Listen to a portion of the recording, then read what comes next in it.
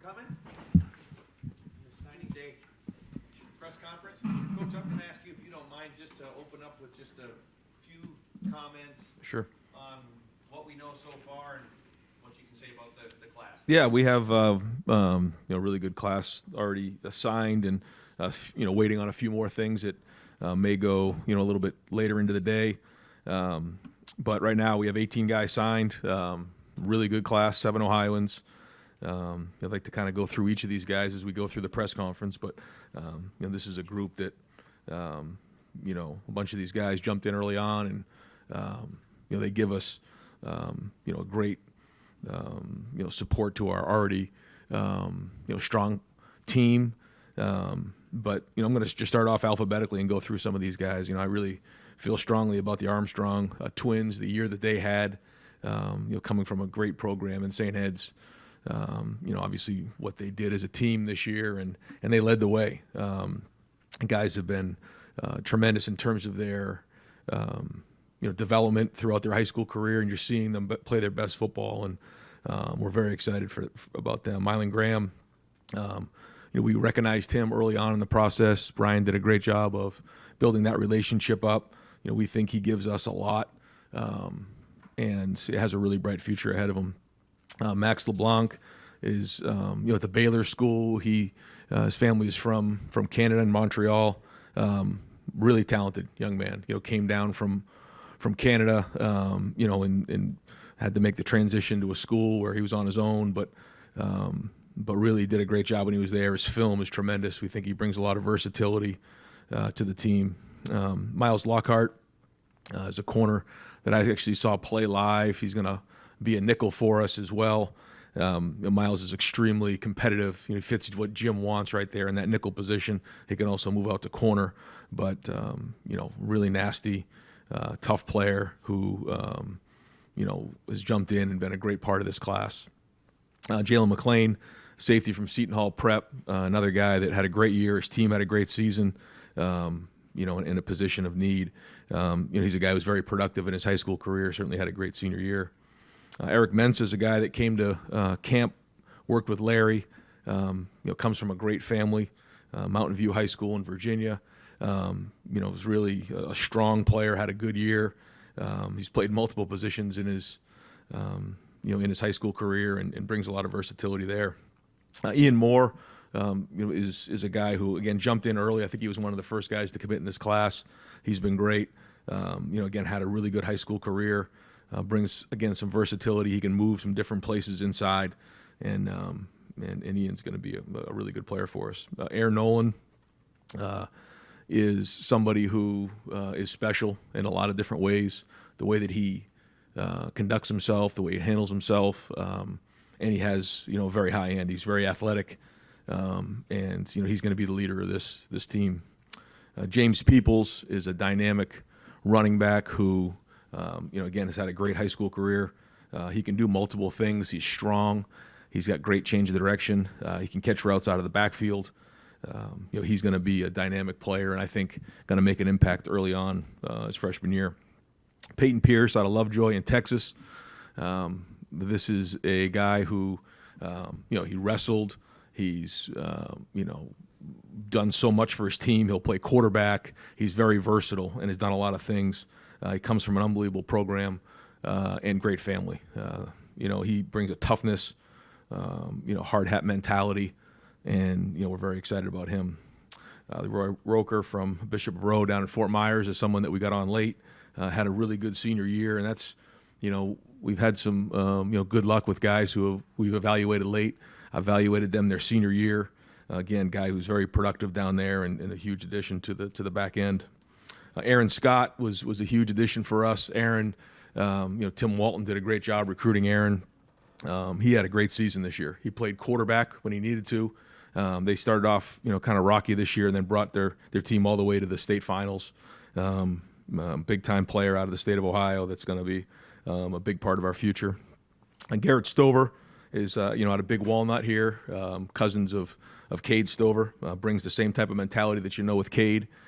He'll play linebacker for us or safety, has some versatility there, but again, really, really talented player that is going to be a big part of our class. Gabe Van Sickle's another one that we looked at late. Justin evaluated him. We see a really athletic guard who could possibly move into center, but very athletic and has a huge upside. Bryce West is out of Glenville. Bryce, we offered early on in the process. Coach Ginn was a big part of the process, and he's one of the best corners in America, a huge addition to the back end. Sam's William Dixon is a local guy who has some versatility. He was listed as an athlete at one point, but now we're going to start him at running back. He's been at a bunch of our practices recently, coming by and watching. Brings, again, versatility. He can move around, do some different things with him. And then Demarion Witten is listed as a tight end, but he can do a lot of things. He played wide receiver recently in the U.S. Army game down in Texas and had 3 touchdowns, was the MVP. Really dynamic, out on the perimeter. So those are the guys right now that we have signed. We're still waiting on a few other guys to kind of see how that goes. That may go on, later into the day or into the night. But those are the 18 guys, and our guys and staff did a great job with these 18. Thank you, Coach. We're going to open up the questioning. Far left, Brendan Gooley, Buckeyes now on that side. Coach, I want to ask you specifically about Demarion and his skill set. I know you like his versatility and his speed. What is it about that kind of player who lines up in so many different places for a team that needed him to do different things that allows you to project what you think you can get out of him when he comes here? Yeah, it started early on when Coach Ginn had him as a young player and told me this kid is special, and he said, he can be the best receiver in the country.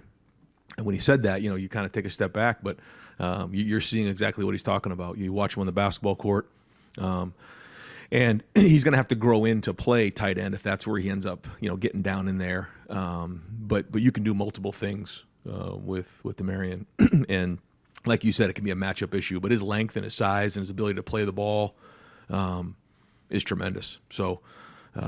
Again, Ted did a great job identifying him early on. We jumped on him early on, and you can see his ceiling is extremely high. As you've gotten to know both Deontay and Devontae, obviously the tape kind of stands for itself, but off the field, what impresses you about those two guys? It's the overall makeup. They have great work ethic. They played basketball when they were younger, and then they really just focused on football the last couple of years, and you can see the improvement, year in and year out, and then almost week in and week out, and they're becoming really good offensive linemen and football players. And sometimes you don't grow up playing the position. You have to grow into the position a little bit, and you're seeing that. And they're both bigger guys. They're long body types, and you just see them get more and more comfortable playing the position, understanding the technique and how to bend and get low. And they come from a great program, and they're well coached. So. All the above. Front row, Dave Biddle, 24/7 Sports. Ryan, in your estimation, is the recruiting on the offensive line and defensive line substandard for Ohio State standards? Why or why not? No, we try to identify the guys that we think are the right fit for us, and we go get them. I'm really excited about the guys that we have. We think that they really fit well with what we're doing on offense. And you have them in camp, you see them in camp, you see what they're going to do, and you project into what they're going to be. And then, ultimately you have to fit, the needs that you have. So, we always want to be the best in the country, and I think we have a great group coming in. And switching gears, do you expect to make any changes to your coaching staff after the season? Like I said to you before, we got this bowl game to play, and we're always going to evaluate it. And, if there's any updates, then, I'll give them at the right time. But we're always going to evaluate it after every season and go from there. Stephen Means, Cleveland.com. Ryan, with Air, obviously you guys had a quarterback at one point in this class that maybe was the foundation of this class, and then about a year ago you had to maybe pivot a little bit. Can you just take us through the timeline of identifying Air about April and why you guys zeroed in on him in that relationship? Yeah, we watched this film and saw the athleticism and just kind of a baller out there, making a lot of plays, state champ. He was high school teammates with Jelani Thurman, so we were down there some and got to see who he was and saw all the people in the area and the school and the coaches talk about what a great player he was, what a great leader he is, and it doesn't take long when you talk to him, you recognize how mature he is and his approach, and that's a big part of it. So, we just love that part of it. We feel like he's got a really high ceiling, when he gets here, and looking forward to get to work with him soon. When you guys, you've gone through this a couple of times where you get a quarterback and then some things happen and you end up having to do it again. What's that process like when you lose the guy, and then are you reevaluating guys you looked at before? Are you looking at new options? How does that work? Yeah, I just think that the way things are now with recruiting, there's just a lot of twists and turns along the way. I just think about when even 5, 6, 7, 8 years ago, 10 years ago, somebody would commit, and the timing was their own, but then that was kind of it. You moved on. Now there's twists and turns along the way for a lot of different reasons. And so, you just have to work through those and figure out, who's the right guys for you at the time, and then, fill your 85, and that's what it is. But, there's a lot of twists and turns along the way. And now you have, you have the high school class, then you have the portal, and you have different parts to make sure your roster's right. If I can squeeze one more in. Obviously, he's walking into a room where there's now a quarterback competition that maybe nobody was expecting at this point. But with true freshmen who are expected to early enroll, and I know you've been through this before, but back in 2021, but what has to happen for a guy to be, as a true freshman in your experience, to actually be ready to contribute in year one in a way where you can look at him and go, okay, maybe he can be our starting quarterback? Yeah, you don't know till they get in and just start to, how quickly can they learn the offense and get used to it and learn from their mistakes. You can't replace experience, but some guys just, you just see it early on. They can handle the information, they can handle, what it takes. And, most guys, it takes a little time to get that figured out. A lot of guys want to come in and play right away because it sounds good and they're anxious, but that always isn't the best in terms of their development. But each guy is unique, and we get a better idea once we get going with spring practice. You ever had a lefty before? Yeah, I've had a lefty before. Yeah. Andy Anders, 11 Warriors. Yeah, just wanted to ask about the trio at cornerback. It feels like a position that would end up really strong for this class. So can you go through those guys in a little more detail? I know you touched on them before, but just what you feel you got in that trio? Yeah, well, I think Tim has done a great job identifying talent early on and then building relationships and going from there. I think you're seeing the way that our corners are playing. You're seeing Denzel, IGB, Jordan Hancock starting to play at a high level, and I think that's a big part of the recruiting process, seeing it on the field in Jim's defense. And so, we've identified these guys early on and recruited the heck out of them. Aaron Scott was somebody who came to camp early on, and it was a hot day out there, and he grinded. I mean, he went for, I think an hour, and just, everything we threw at him as a young player. He had a broken wrist. He kept working, and we could tell there was a toughness there. There was just a grit there. He wanted to earn that scholarship, and he did that day. And then, he's built himself up to a really, really good football player. Bryce West, same type of thing. Again, Coach Ginn early on believed in this young man, and said this guy's going to be a great player. And so we recruited him, but then offered him pretty early in the process. And then you could just see the way he played that next year. He was much more aggressive. He was tackling, making plays, and he just continued to become a better and better football player. And you know what you're getting when you get somebody out of Glenville.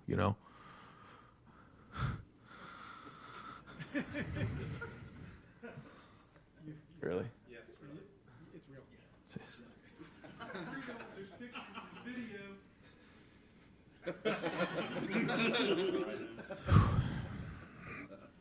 How nervous were you? Yeah, you want to take us through your emotions real quick? How you feeling? You got to The address floor is yours. You got to address that one. Yeah. Well, I don't know if everything's in yet, Jerry. You got to check to make sure it's in. Yeah. Hey, Mike, you want to check with Justin? Yeah. Before I do something and get myself in trouble. Is your stomach flipping right now, though? What's going on? It's been flipping for a while. Tim. Imagine all day it's been. Yeah. Okay. What was the question? Actually, I think you have answered. Talking about cornerbacks, I think Yeah, the only guy you right. haven't gotten to was Miles. Right.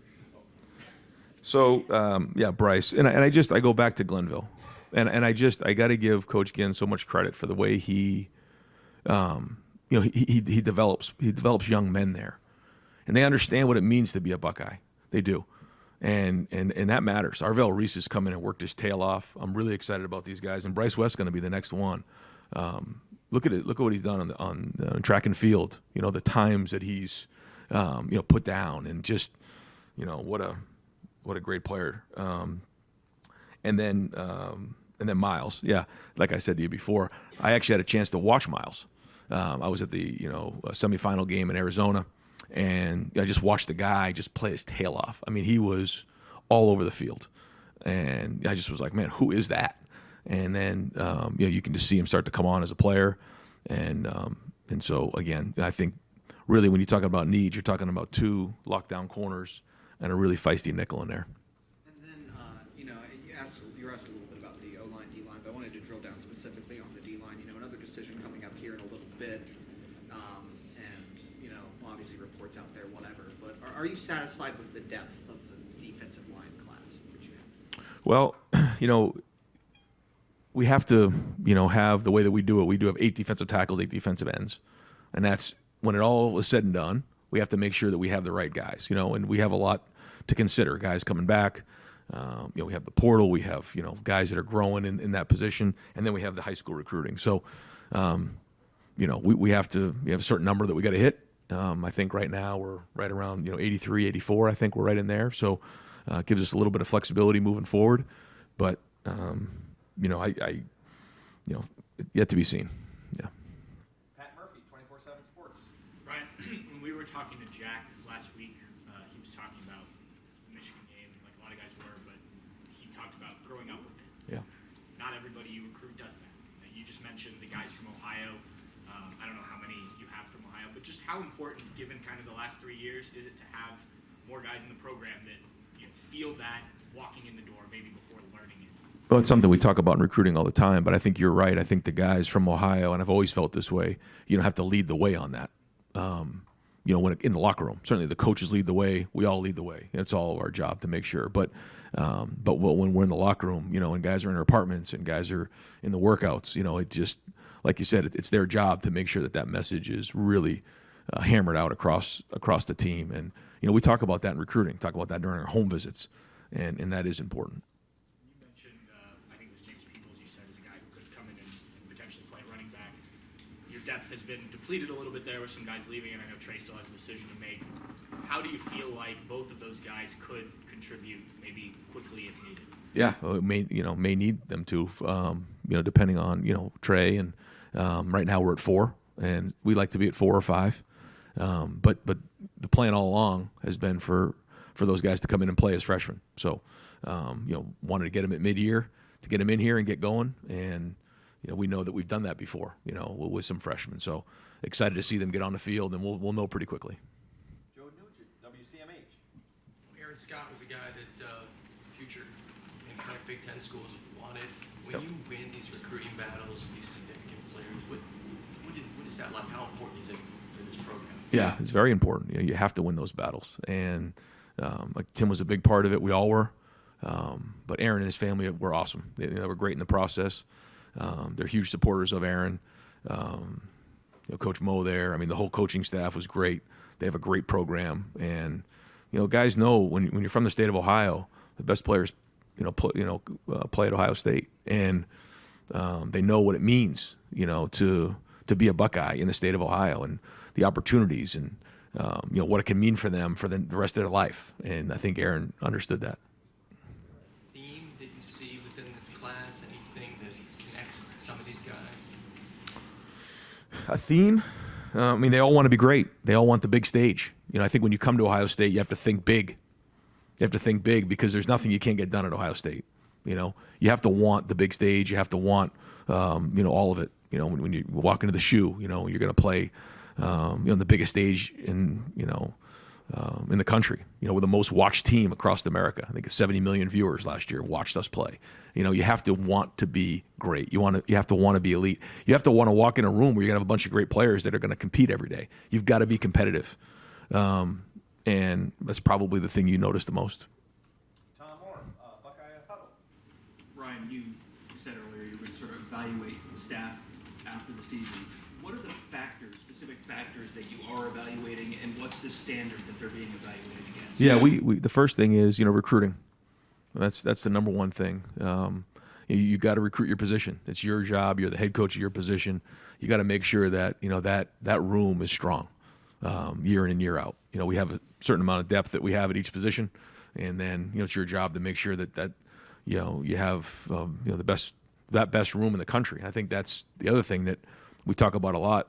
And when you're at Ohio State and you're coaching, the wide receivers, it should be wide receiver you. If you're coaching the linebackers, it should be linebacker you, because this is the best place in the country. And so I think that's the first thing. I think the second thing is how they perform on the field.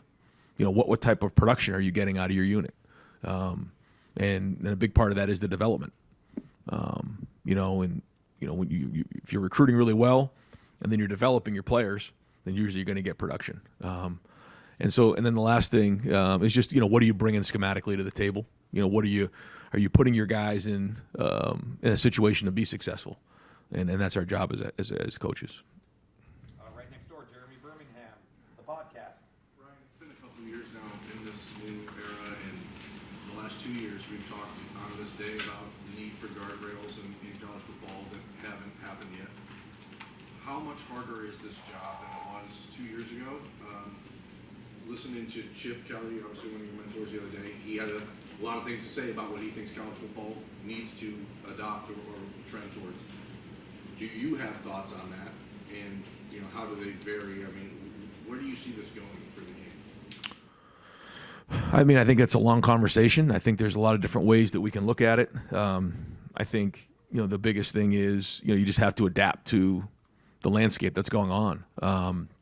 I do think that, like you said, there's just been so many changes, and college football adapts very, very quickly. I mean, the way it was a year ago is not the same. The way it was 3 weeks ago is not the same. It is constantly changing. And so, we just have to adapt at a high level. But, we certainly all need to sit down and figure out, how we can, move forward in a direction that, like you said, has, guardrails and, what that all means. I think that's a challenge in college football because, if you put a bunch of coaches and ADs in a room together, they all come from different areas of the country. Their schools are very, very different. So I think, that part of it is a major challenge. But the number one thing right now is for us to adapt and move forward. As this cycle comes to an end and you start looking ahead to the next one, can you look ahead and see what the next speed bumps are? Or is there... Yes. What do you think those are? I just think right now it's roster management across the board and all the things that come with that. In making sure that you have a team, not a bunch of individuals, but also making sure that you're advocating for your players and they are getting what's fair. I think that's the big balance right now, and making sure that you're building something that's sustainable. I think that's all really important. He's not. We're still waiting for Justin Kubiak. Cameron T. Robinson, The Athletic. Ryan, you mentioned how there's the high school class and then the transfer portal class. When you go into a signing day and maybe there's some last-second flips or decommitments, regardless of the position, does that impact how aggressive you might be in the portal? Yes. Yep. At what point do those conversations change? At what point are those conversations, okay, this person is leaving, we need to get some right away? Is it a couple days later? How does that process work? I think you always have contingency plans in place for if something were to change. So you always have your board and your list, and Mark does a great job of being organized in terms of now, just like in the NFL, you have your draft board, and then you have, the free agency, and you have the pro scouting, just like they do there. Well, we have the transfer portal, and then we also have, high school recruiting, and then making sure you fit, all the pieces the right way. Again, the goal is to have the right 85 when we kick off in the preseason, and it's a long way. We got to go through another,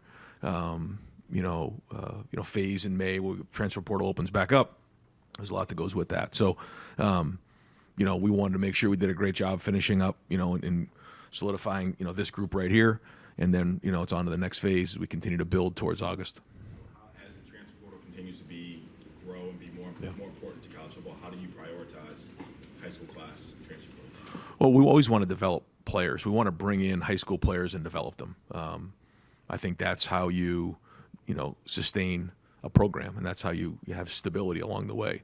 But as we know, that isn't just the way it's going to be. The guys are going to look for different opportunities, and then, you need to bring guys in. So, we'll continue to do that and make sure that we have the right mix.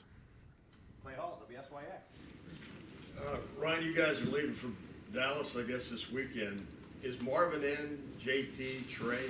Do you know what you're dealing with? Yeah. I think I've allowed those guys to kind of do their own thing. I don't want to, kind of put their stuff out there, but we got a good group playing in the game. Yeah, we do. And, we're going down there to win the game. And we've had a good, few weeks of practice. And, again, the Cotton Bowl is a great bowl. We have a really good opponent. So, this is a great opportunity, like I said before, for Devin to go in and be the starter. And, we want to finish the season the right way. Have they practiced? Who's they? Our team? Marvin? Oh, yeah. Guys have been at practice. And, JT, yep. Oh, yeah. Yeah. They've all been out there. And so, no, we're going to have a good group going down there. One other thing. I've had a number of questions about Larry Johnson. Have you had to answer questions whether he's retiring or staying? It's funny. Guys have brought that up over the years in recruiting, but he's young. He's, in terms of his approach every day, he's got a lot of energy, and he wants to continue to coach. And, the guys in the room love him. And so, yeah, no, he's still got a lot of energy when it comes to coaching, and he still has a passion for coaching. And, his wisdom, his experience is the best in the country. And our guys know that. And they people recognize that in recruiting. You think he's back? Yes. Spencer Holbrook, Letterman Row. Ryan, do you believe in, you've built a program now for the last 5 years. Do you believe in program momentum?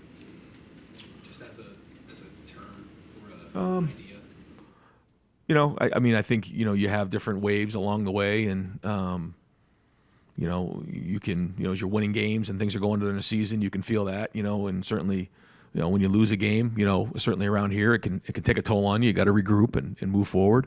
But, one thing we're not going to do is panic and overreact. I think that's easy to do in today's day and age with, social media and things that can come into play where, people can feel like, we need to overreact and panic. We're not going to do that. But at the same time, when things need to be changed and things need to be addressed, you got to address them. And that's the bottom line. Since Thanksgiving weekend, not on the field, but also, closing out this 2024 recruiting class, a lot of noise from the outside about just like what has happened and does this program have positive momentum. How do you, on a day like today, celebrate the wins that you've had in this recruiting class while also, you said that you want to recruit at the highest level in the country, but when you lose guys who you thought were going to be in the boat, how do you celebrate the wins, but also understand that you might not have closed where you might have wanted to close in some areas? Yeah, you just focus on the guys you have, and I think it's important. You don't focus on the guys you didn't get. You focus on the guys that you have, because that's what really matters. Because ultimately, it's going to be the guys who are in that locker room and the guys who are going to be on the field. And so we know that there's a lot of twists and turns along the way. And ultimately, what matters is the team that we have in August. And we got some really good guys here that are going to be really good football players. Kellyanne Stitz, WSYX. Going back to recruiting, how exciting is it to add a guy like Garrett Stover, considering Cade's cousin? You mentioned he brings in that same kind of hardworking mentality. And then also, can you elaborate on what Sam Williams-Dixon brings in with his versatility at running back? Yep.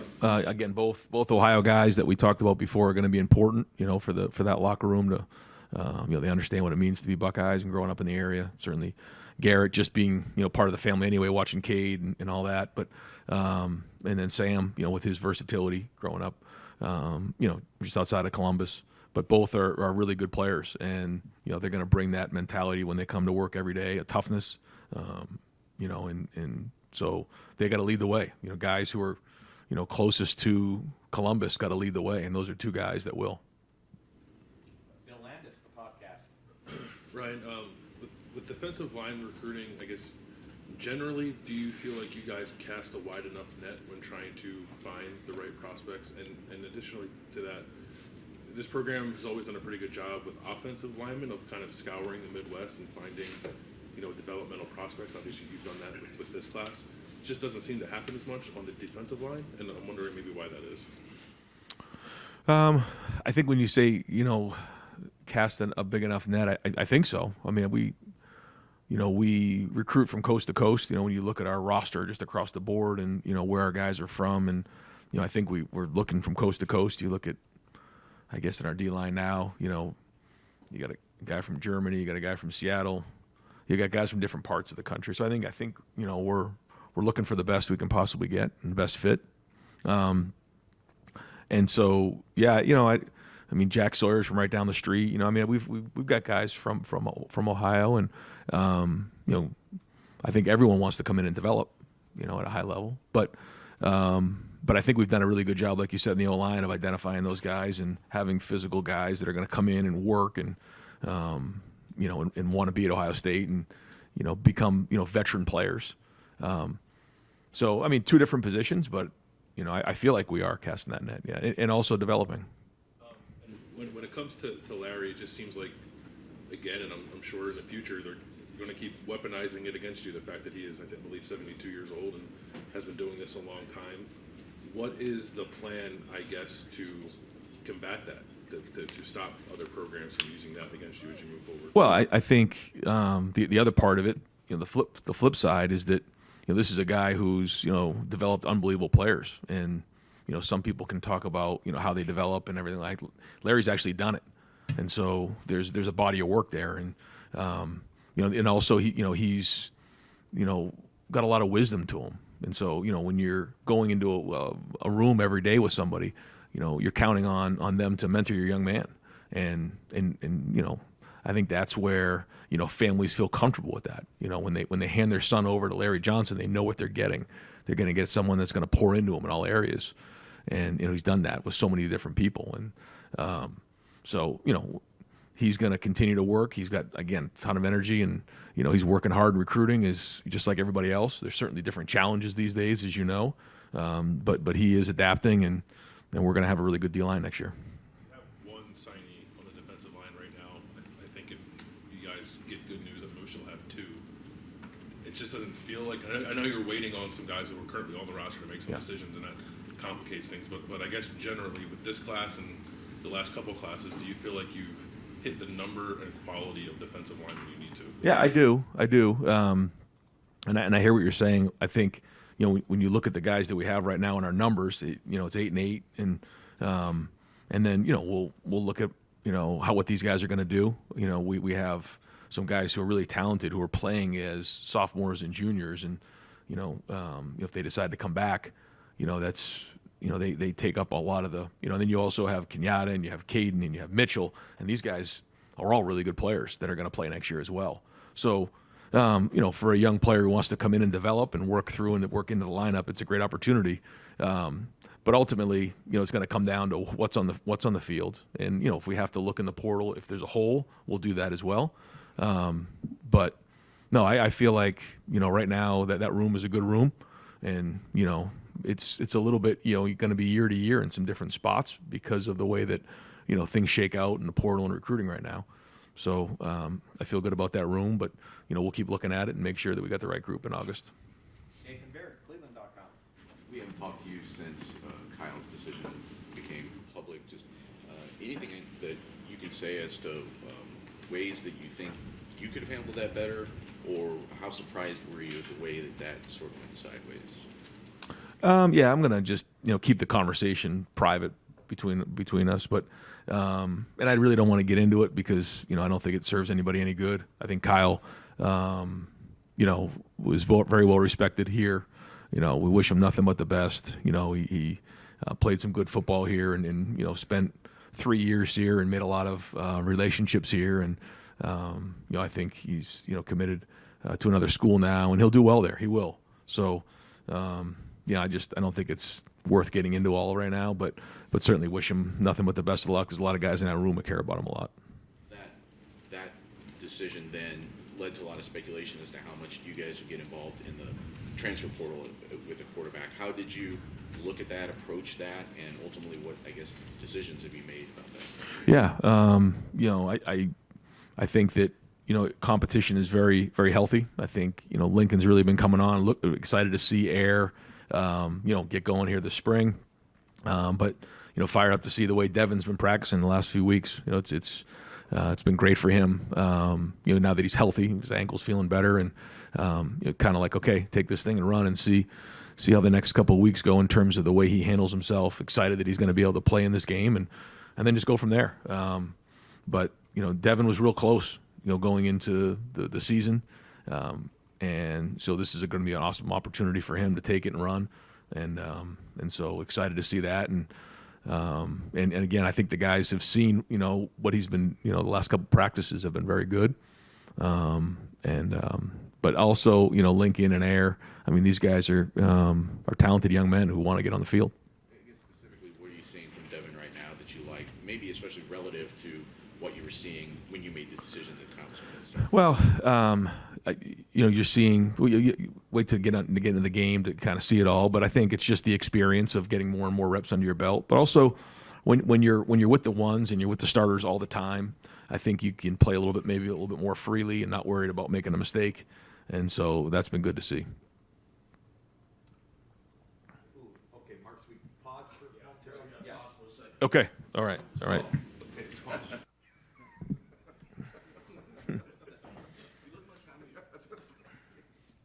All right, we're gonna continue. Steve Hellwagon, 24/7 Sports. Yeah, Coach. The academic calendar here kind of derails a lot of what you can get done in terms of the portal and everything else.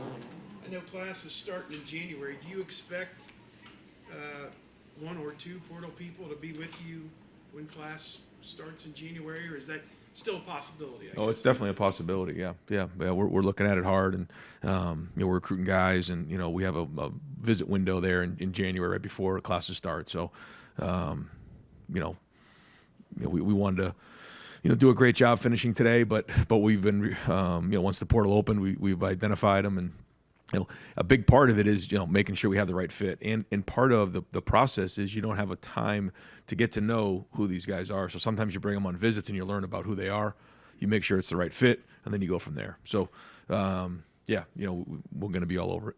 Running back, you lose Evan, you lose Chip. From where we sit, we don't know where Trey stands. Seems like Dallin would come back, and you're adding two guys here. Just what do you do about that situation? How are you working to manage it, I guess? Is portal part of that?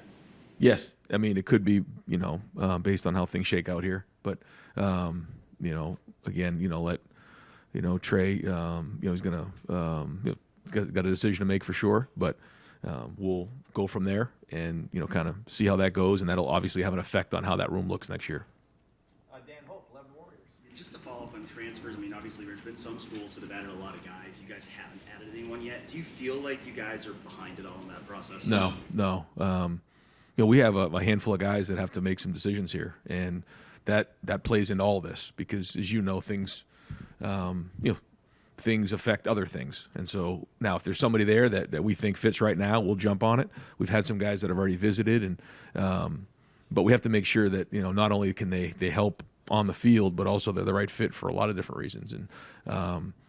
And so we have an opportunity to have a really good group come back next year. I mean, and so that all plays into this. But we're all over it. We've had some guys visit, and we're going to keep pushing towards it because again, there's just in the past you had your recruiting class, you added those guys in it used to be February, now it's December.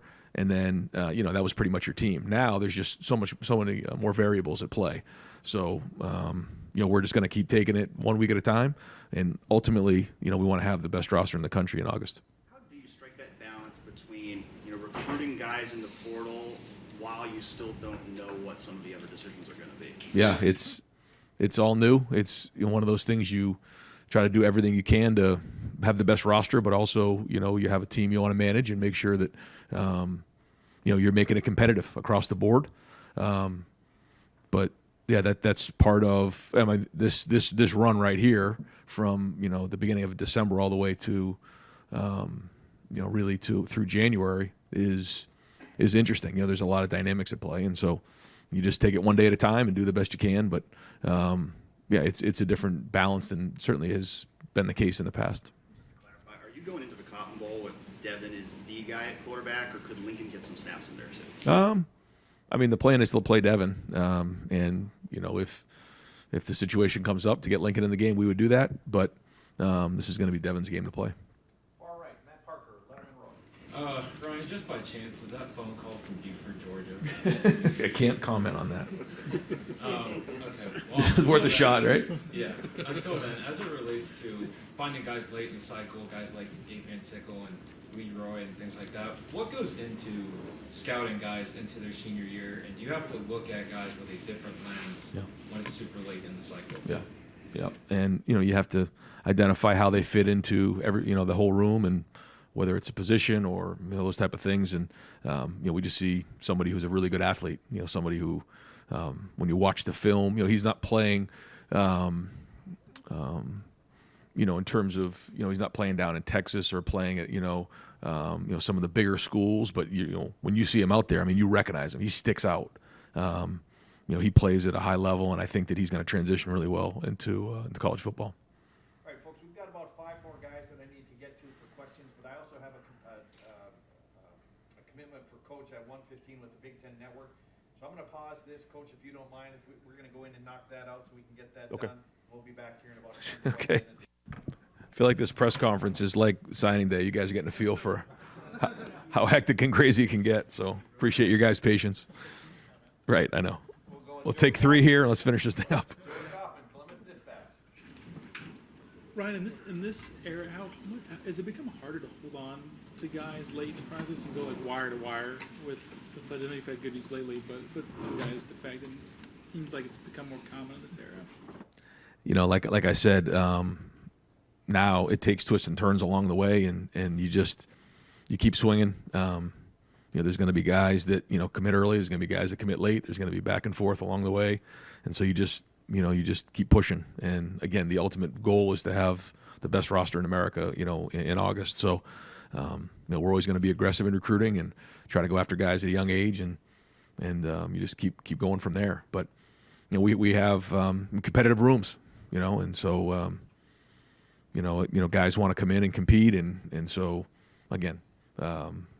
I think it's more and more a challenge year in, year out, but it's going to be like that moving forward, and we'll continue to recruit guys, all the way to the end.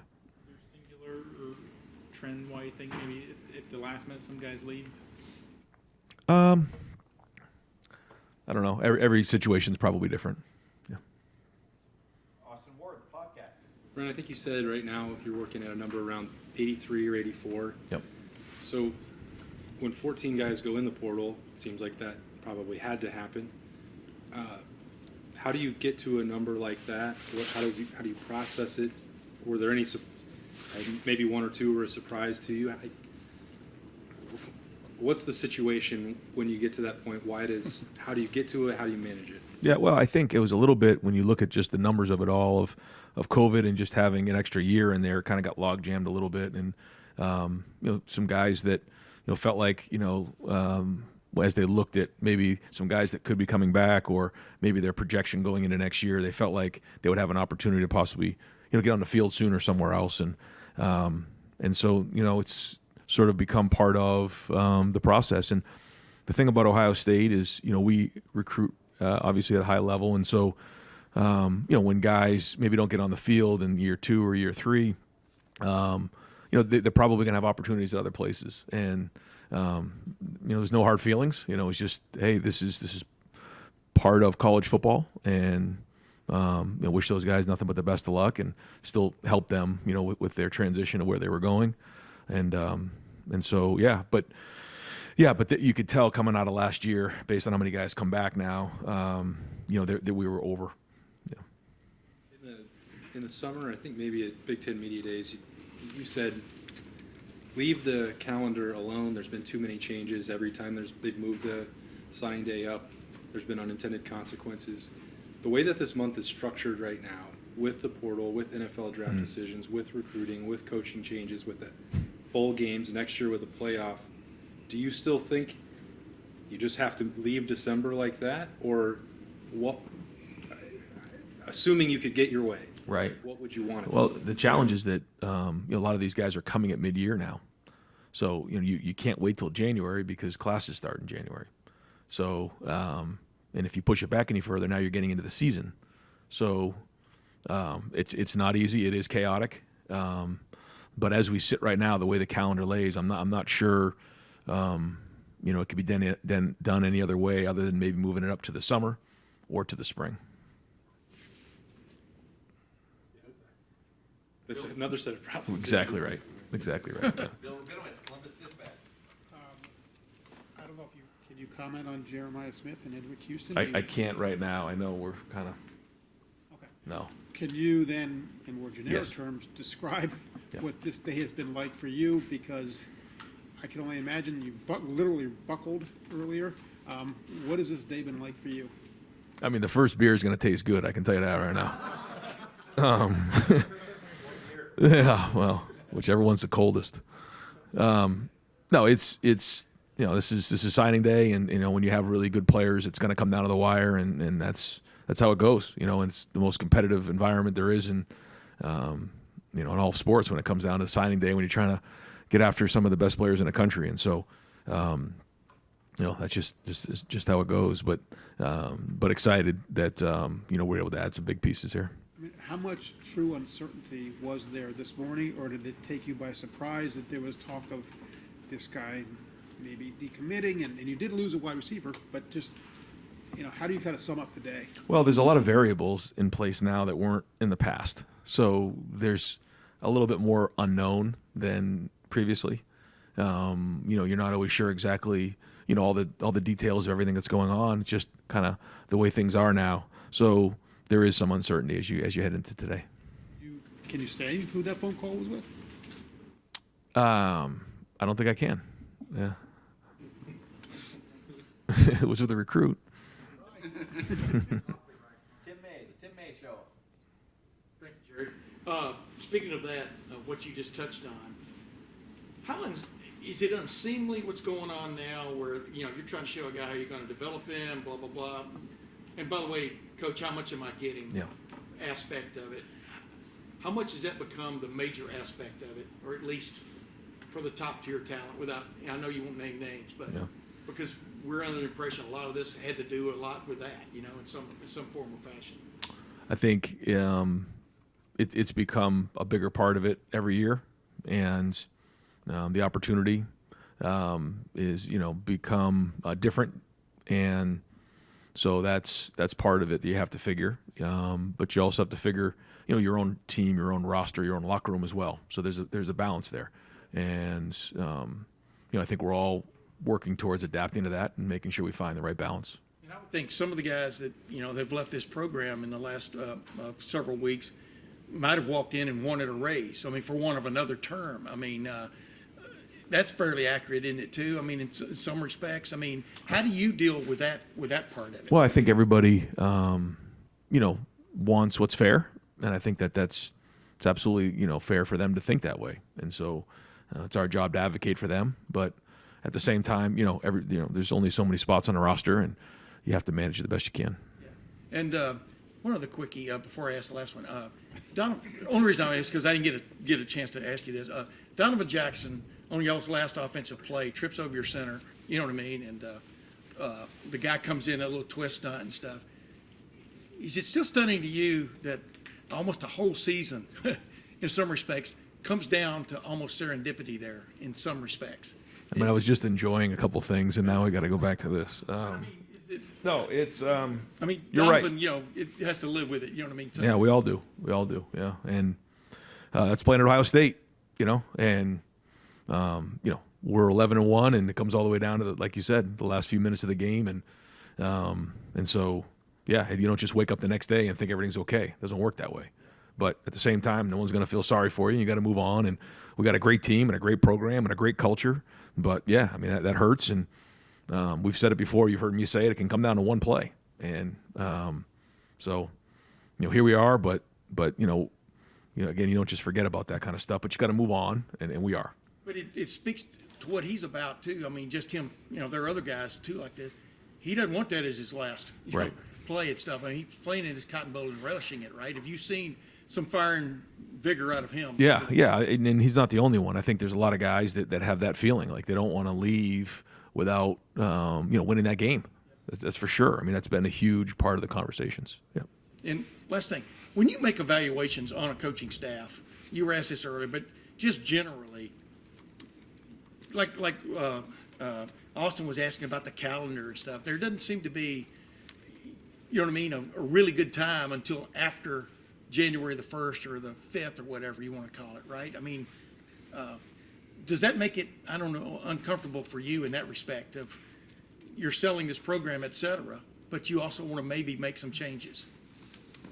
Yeah, I mean, you have to take into consideration the timing of everything. Yeah, and yeah, so we'll do that.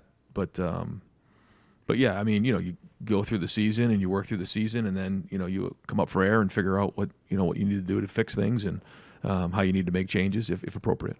Can I ask one more? Sure, why not? You came in here. Some things were up in the air. You're leaving this press conference feeling how? Meaning about this signing class. I mean, there was some pieces that we felt like we needed to get coming out of this. Did we get everything? Did we get the whole wish list? No, but we got a lot of things covered, and that's really good moving forward. So now on to the next phase of putting this roster together. But a lot of hard work by a lot of people for this class, and I'm fired up about that part of it. And we're going to wrap up with Jeremy Birmingham podcast. This class, you have guys you can't talk about yet who have been committed for over a year and top-ranked player in the country, all the drama in the world around the recruitment, maybe not on their account, but it happens anyway. You have players like Miles Lockhart, who first time he camped here in June of 2022, knew he wanted to play at Ohio State, never visited another school, but still waited a year to commit and then signed without an incident.